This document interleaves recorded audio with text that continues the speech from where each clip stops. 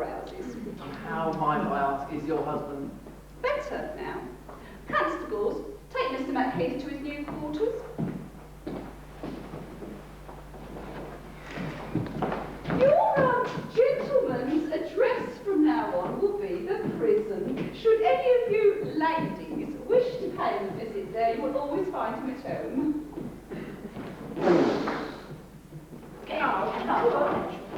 Jacob, wake up, something's happened. What? Where's Mac? The cops were here. What? Me quietly reading? Well, I never. Now betrayed by Jenny.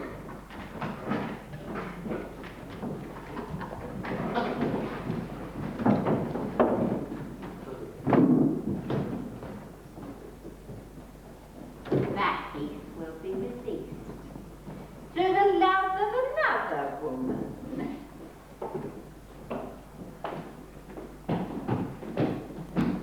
Only my men don't find him.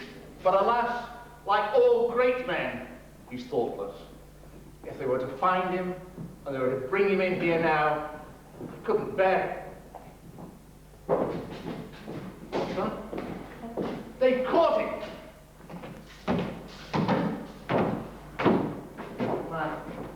Mackie, it wasn't me. Mackie, I did everything I could. Don't you believe me? Don't pull that rope, you swine! Silence is awful. Mackie, say a word. Say but a word and relieve this burden that's on my heart. That wretched Brown, that walking treachery. Out of a thing like that, they manufacture a commissioner of police. Good job I didn't denounce him right away. Ah, good evening, Warden. Good to see you. I would require a lighter pair, please. Well, I've got quite a range to choose from, Captain. From 1 guinea up to 10. And how much for none at all? 50.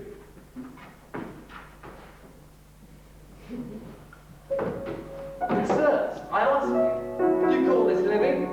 I find the whole affair just makes me sick. While still a boy, I heard with real misgiving, money's the only thing that takes a trick. Great men lead lives that we are taught to follow. They starve themselves and do a lot of reading. They live in houses where the rats are breeding. Don't try to interest me in all that rubbish. The simple life, they say that that's the way. But confidentially, it's not much fun. No single man from here to Babylon would care to live that life for a single day. What good is freedom if it has its price? Only the wealthy lead an easy life. Lucy, my darling! Monster, how can you look me in the face after what you've done? Lucy, have you no pity to see your husband in this sorry plight? Husband indeed, you villain! Do you think I haven't heard all about Miss Polly Peters? I could tell you all about that! Lucy, you're not foolish enough to be jealous of Polly. Deny you've married a Tony swine! Married her? That's a good one. My morning stroll takes me past her house sometimes. I may have a word with her in passing. And now and then I may give her a kind of a kiss. And then the silly creature runs around boasting that she's my wife. Lucy, sweetheart, believe me, if you think for one moment I've married Polly, forget it. Oh, Mac, I only want you to make an honest woman of me. Oh, is that all? Oh, you think being married to me will make a nice woman of you? Why so? Take it as that. Oh, why do I listen to the road? Why do I turn to jelly every time he speaks? There's the first cloud in the sky of young happiness. Where's my husband? Oh, there you are. You needn't be ashamed of me. I'm your wife after all. Oh, you bitch! But what are you doing in prison? You promised me you'd never go near those whopping women again. You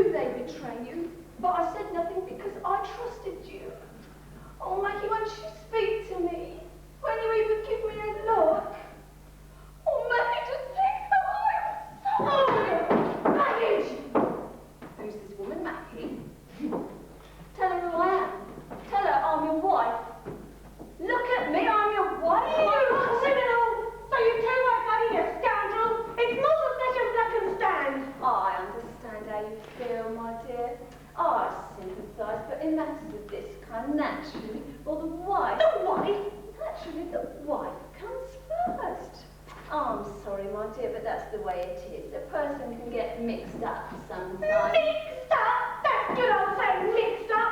So, this is the creature you chose. This is your Soho society girl, your Soho beauty. Lucy, take it easy. It's just one of her tricks. She knows they mean to have me. She wants to be able to call herself my widow.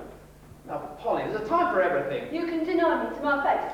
If you want to start a row here in prison, I shall have to summon my father to put you out. Oh, your father? Yes, my father, Mr. Tiger Brown, Commissioner of Police. I'd be sorry to have to do that. Miss Peacham. Mrs. McPeak to you, if you please. Let me tell you, miss, you are giving yourself airs beyond your station. Look at my tummy, you slut. No, that. I suppose you're having to trade on that. Julie, that Maggie, what do you say? She won't go.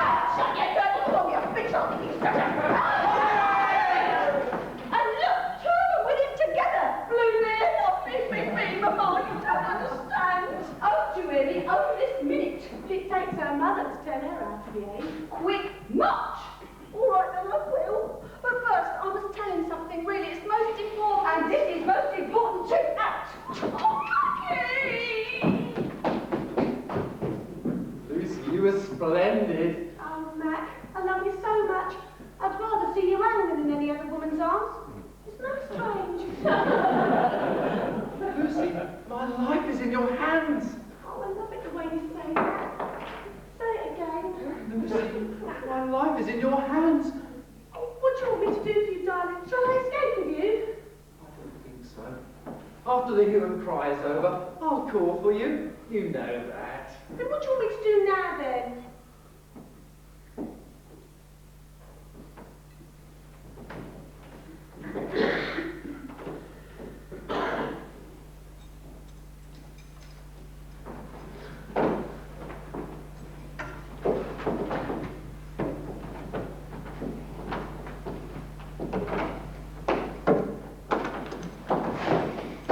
He's out!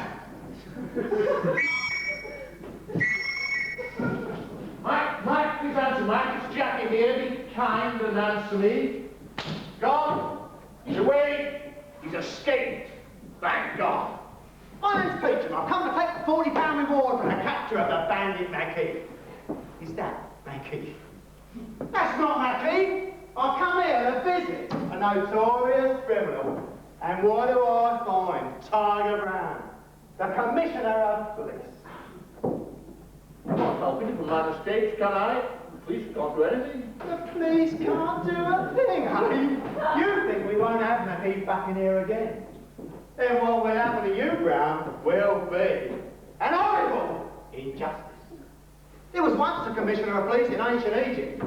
He tried to disregard the feelings of ordinary people for law and order. You know what happened to him? They applied snakes to his breast.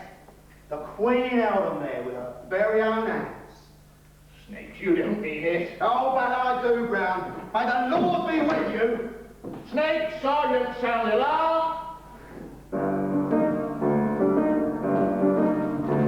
You men who tell us to avoid temptation and lead a righteous life and never sin. Begin by bringing food and not starvation. Then you can tell us how we must begin.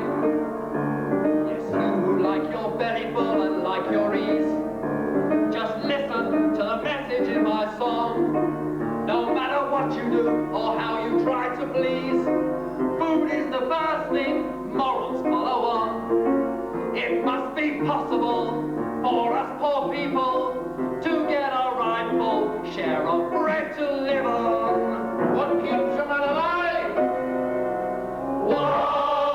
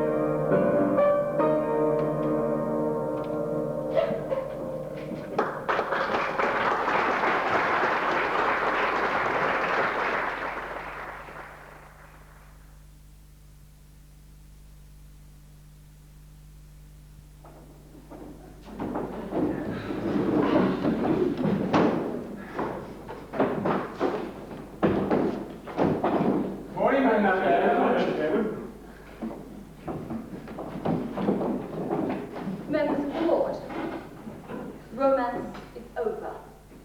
Serious life begins. One can rob a bank, or rob the public with a bank. Little craftsmen who use their jemmies on safes and the cash boxes of shopkeepers may have been all right, but they're a thing of the past, vanishing representatives of a vanishing class. They must be submerged in the possibilities of the future. What is a jemmy worth compared to a folio of stocks and shares? What is robbing a bank compared to founding one? But we must increase our stockholding trust in us. We must have an air of respectability. All our employees must be first class, and those who can't meet the new requirements will be pensioned off.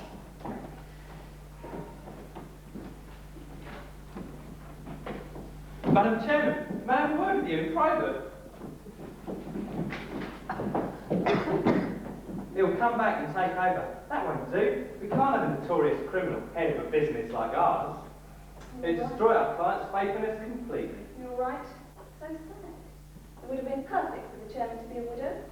Black was always so respectable. But you're not a widow. No, Mr. Vice Chairman, I'm not a widow. I'm not even a wife. What? Mr. McKeith has been married before to the daughter of Commissioner of Police. What's more, she's pregnant. I can produce her for the next stockholders' meeting. And that's perfect. If you're not his widow, all we have to do is prove you're not his wife. And elect me as chairman in my own right. Members of the board, a crisis is upon us. But I propose a vote of confidence in our chairman, Miss Polly Peacham. You mean Mrs. McKee? He said Miss Polly Peacham. Anyone against? No. Gentlemen, let's rise and sing. We are